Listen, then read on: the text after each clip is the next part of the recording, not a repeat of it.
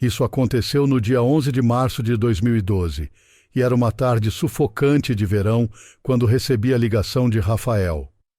Ele e sua família haviam se mudado para uma fazenda em Minas Gerais, devido ao trabalho do pai. Rafael, Carlos e eu éramos inseparáveis desde crianças, e a notícia da mudança de Rafael tinha sido um golpe duro. Mas a voz animada dele ao telefone prometia uma aventura, um convite para passar o fim de semana em sua nova casa. Chegando lá, percebi o quanto a casa era isolada. Rodeada por uma vasta floresta, parecia uma cena tirada de um filme antigo, e a tranquilidade da natureza transmitia paz que fazia tempo que não sentia.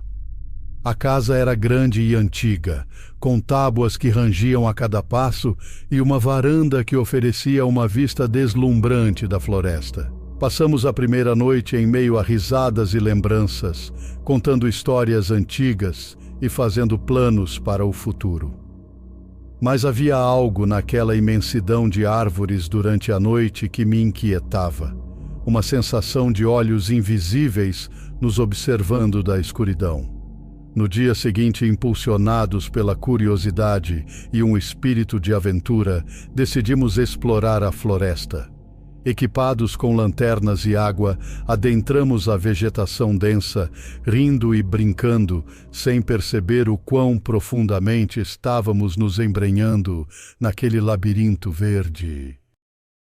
As horas passaram, e o que começou como uma exploração despreocupada rapidamente se transformou em preocupação. O sol começava a se pôr, tingindo o céu de laranja e roxo, e percebemos que estávamos perdidos. Nossos celulares, inúteis sem sinal, nada mais eram do que peso extra em nossos bolsos. Lutando contra o pânico crescente, decidimos seguir um rio que encontramos, esperando que ele nos guiasse de volta à civilização, ou pelo menos até algum lugar onde pudéssemos pedir ajuda. O som da água corrente era um pequeno conforto em meio à crescente escuridão da floresta. À medida que a noite caía, o medo se instalava. Cada som da natureza parecia anunciar uma ameaça desconhecida. Estávamos perdidos, sozinhos e vulneráveis, sem ideia do que nos esperava na escuridão daquela floresta. A noite se aprofundava. E a floresta, antes um lugar de aventura e mistério, agora se transformava em um labirinto sombrio e ameaçador. Nossas vozes, antes cheias de excitação, agora eram sussurros tensos, carregados de medo. O rio, que seguíamos como nossa última esperança, parecia nunca terminar, serpenteando pela floresta como uma criatura viva. Cada passo era cauteloso, temendo o que a escuridão escondia.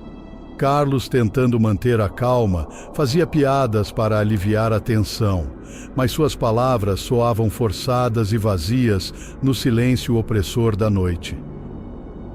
Rafael, normalmente o mais aventureiro de nós, agora caminhava com um olhar distante, como se ouvisse chamados inaudíveis entre as árvores. Eu sentia uma inquietação crescente, uma sensação de que não estávamos sozinhos. Em alguns momentos, jurava ouvir sussurros entre o farfalhar das folhas.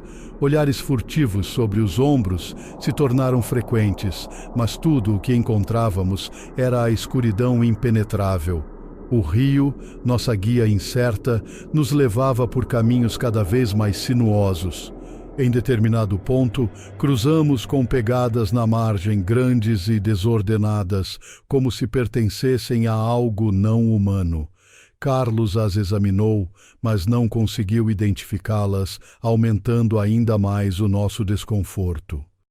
A lua, alta no céu, era a única fonte de luz, já que as nossas lanternas eram bem amadoras. Cada barulho era um potencial predador, cada movimento nas sombras, um possível perigo. A floresta, um lugar que deveria ser de beleza e tranquilidade, agora parecia um território hostil, cheio de segredos sombrios e ameaças ocultas. Depois de horas seguindo o rio, Exaustos e famintos, encontramos algo que parecia um sinal de civilização. Uma estrutura distante, parcialmente oculta pela vegetação. Com um misto de alívio e apreensão, avançamos em direção a ela, esperando encontrar ajuda, ou pelo menos um abrigo contra a noite e fugir do frio. Mas à medida que nos aproximávamos, uma sensação de pavor tomou conta de mim. Havia algo estranho e sinistro naquela estrutura. Era como se estivéssemos nos aproximando não de um refúgio, mas de um abismo desconhecido, onde horrores antigos e esquecidos aguardavam nossa chegada. Não parecia que existia presença humana ali. À medida que nos aproximávamos da estrutura, nossos corações batiam com uma mistura de esperança e medo. A luz da lua revelou uma velha igreja, quase engolida pela floresta, suas paredes de pedra cobertas de musgo e vinhas. A visão daquele edifício no meio do nada era inquietante, mas o som de música vindo de dentro acendeu uma faísca de esperança em nossos corações. Com passos hesitantes, nos aproximamos. A música era suave, um coro distante que ecoava através das paredes antigas. A porta de madeira, desgastada pelo tempo, estava entreaberta. Carlos olhou para nós com um olhar que misturava alívio e ansiedade. Pelo menos não estamos sozinhos aqui, ele sussurrou. Espiamos pela porta antes de entrar.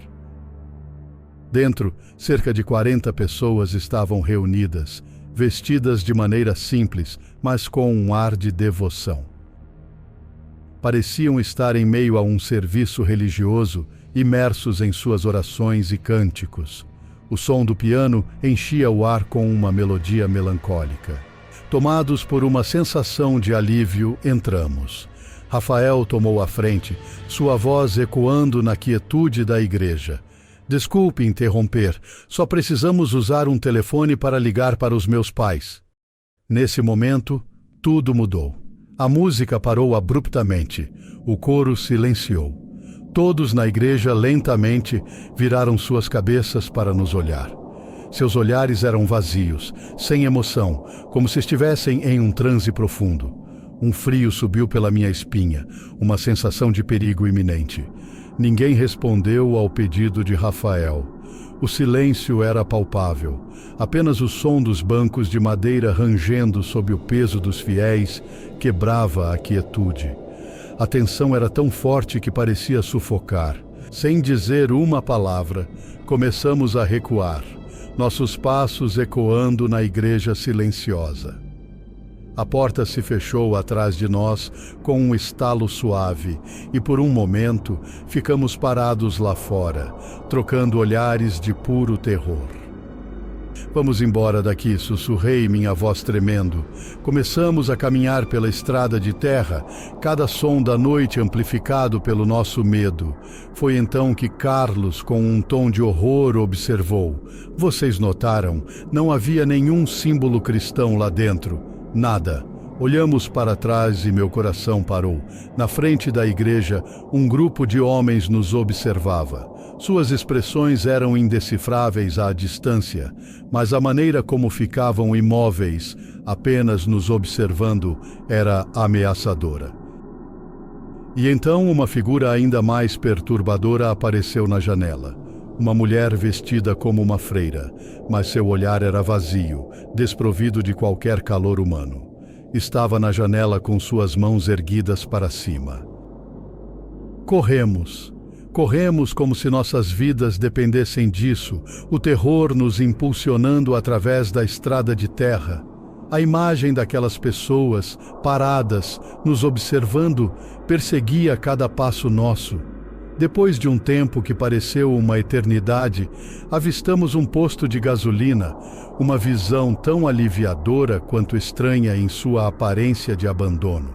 Aproximamo-nos, nossos corpos exaustos, mas a sensação de que algo estava terrivelmente errado naquela floresta ainda ardia em nossos corações. O posto de gasolina parecia ter saído de uma outra época, com suas bombas enferrujadas e o letreiro desbotado. O lugar tinha um ar de abandono, mas era um refúgio bem-vindo após a experiência aterrorizante na igreja. A loja estava mal iluminada, com prateleiras empoeiradas e quase vazias. Um homem idoso, de pele curtida pelo sol e usando um chapéu de pescador manchado, estava atrás do balcão. Seu olhar, ao levantar dos velhos livros amarelados, era inquisitivo, mas não amigável. "Vocês, meninos, estão perdidos, hein?" Sua voz era áspera, como se não estivesse acostumado a falar. Explicamos nossa situação rapidamente, ansiosos para sair dali. Ele nos deu direções vagas, apontando para a estrada pela qual tínhamos vindo. "Sigam por aquele caminho, virem à esquerda no poste de telefone e então sigam a trilha até a rodovia." Suas palavras eram acompanhadas de um sorriso estranho, revelando dentes em um estado deplorável. Agradecemos rapidamente e saímos. Ao nos afastarmos, olhei para trás e vi o homem parado na frente do posto, com os braços cruzados, nos observando partir. Seu sorriso, agora mais evidente na luz fraca, era perturbador. Seguimos suas instruções, mas a sensação de estar sendo observado não nos deixava. A estrada parecia interminável, e a cada sombra projetada pelas árvores, sentíamos o impulso de olhar para trás. Finalmente, chegamos ao poste de telefone indicado e seguimos a trilha mencionada. A noite estava em seu ápice, e a escuridão era quase completa. As sombras das árvores pareciam se mover ao nosso redor, como se estivessem vivas. A caminhada até a rodovia foi tensa e silenciosa, cada um de nós perdido em seus pensamentos e medos. Quando finalmente chegamos à rodovia, era uma sensação surreal. A luz dos faróis dos carros parecia tão distante do mundo sombrio que tínhamos acabado de deixar para trás. Acenamos para vários carros, mas ninguém parou, até que um policial nos viu e parou para ajudar. Explicamos rapidamente que estávamos perdidos e demos a ele o endereço de Rafael. O policial assobiou ao ouvir, comentando sobre o quão longe tínhamos andado. Durante a viagem de volta, ele mencionou casualmente que deveríamos ter cuidado ao andar por aquelas florestas. "Há histórias estranhas sobre esse lugar", disse ele com um tom sombrio. "Histórias de cultos e coisas do tipo. Melhor vocês ficarem longe daquela área." Chegamos à casa de Rafael, ainda processando as palavras do policial. O que tínhamos vivenciado? Um culto estranho? Uma comunidade isolada com seus próprios segredos e rituais? As perguntas giravam em nossas cabeças, mas uma coisa era certa: nunca mais voltaríamos àquela floresta. E a imagem daquelas pessoas na igreja, nos observando com olhares vazios, permaneceria conosco para sempre.